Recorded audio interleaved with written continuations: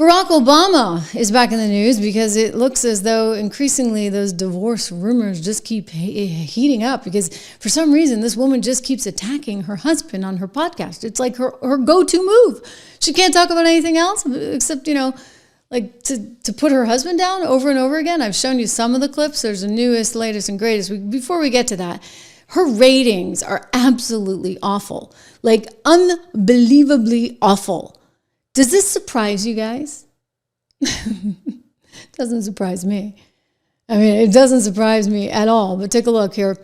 The New York Post is writing, Michelle Obama's new podcast is a dud with listeners. Yeah, it's a dud because check out the numbers. She ranks 34th on Spotify's top podcast chart weeks after debuting her first episode alongside her brother. The podcast, I guess, is slightly higher on Apple at number 21. And then, it's kind of suffering compared to some others like Amy Poehler. I didn't even know Amy Poehler had a new podcast. And of course, Joe Rogan, he's fantastic. He's top on the list there.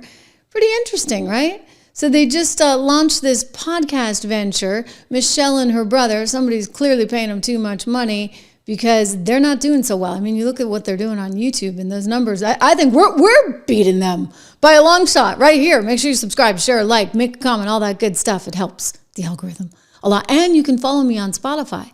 You can get the show on Spotify. Go check that out. Make sure you get the right one. It's the one where I'm in the red with the blue background. Apple Podcasts too, same thing, red with the blue background. Anyway, here is Michelle Obama kind of proving why nobody wants to watch her.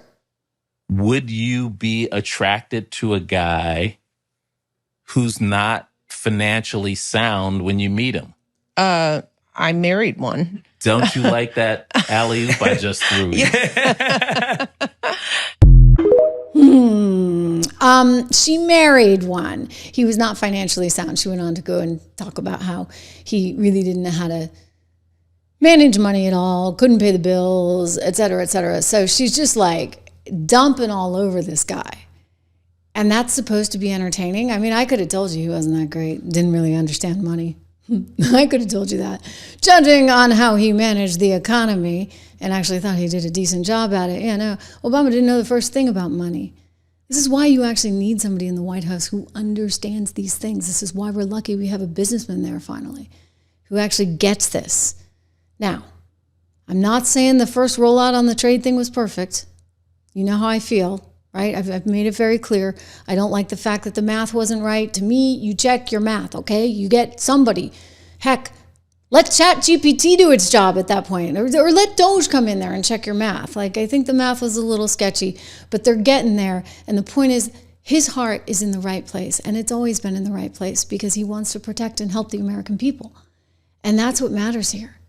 And so we may be remaking everything in real time right now, and it's pretty exciting to watch. It's a little scary, right? When you see that volatility, I mean, it's better than Michelle Obama's ratings, though, right? I think the market's doing better than Michelle, for sure. Look, it's great to have you guys all here. It's great to see so many familiar faces here. I want to remind you to subscribe, to share, to like. I want to remind you, of course, of one of our great sponsors here on the program. If you're worried about things, I still like gold. It is a place to be, and when it goes down, I like it even more. Goldman Sachs coming out with a note just the other day, predicting 3,300 on gold prices, gold per ounce by the end of the year. We'll see if we get there. We've been watching Bitcoin kind of carefully too.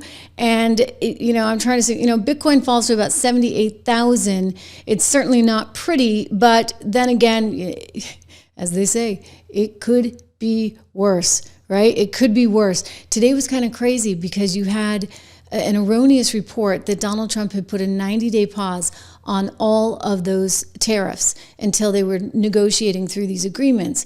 And it turned out that wasn't true. It wasn't true at all. And by the way, I fell for it too because I'm looking at the market. The market's going, woo, way, way, way up. By the way, go to trishlovesgold.com for your chance to get $15,000 in free silver today. Important, right? Sign up, just get the information. It's all free, and you find out how you can get up to $15,000 in free silver. But it was like, whoa, like all of a sudden the market skyrocketed. And I was like, oh, wow, that's all it took. Somebody saying, hey, we're doing this 90-day moratorium. But it turned out that was not true. And Consequently, the market then went way down, but then it rallied back again, basically to the flat line. So the point is, I think hopefully we're putting in a little bit of a bottom. Again, you can't catch a falling knife, but if you dollar cost average into things like this, over time, it really does pay off. And so I stress that as being kind of a vital thing to think about in this moment in time. I encourage you to go to 76 Research, get more information at 76research.com. I encourage you to subscribe to this show. It's really important. I will be back here live with so much more tomorrow. Letitia, good luck, baby. She's really not happy right now.